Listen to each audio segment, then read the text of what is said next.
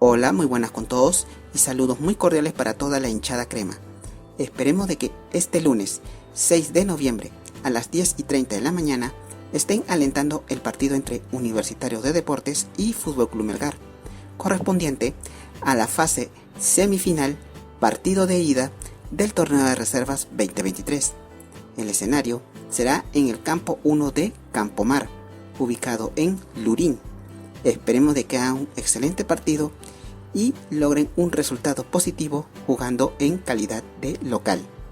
Así que mucha suerte y éxitos para todo el equipo reserva de Universitario de Deportes y juntos podemos decir y dale U. Muchísimas gracias.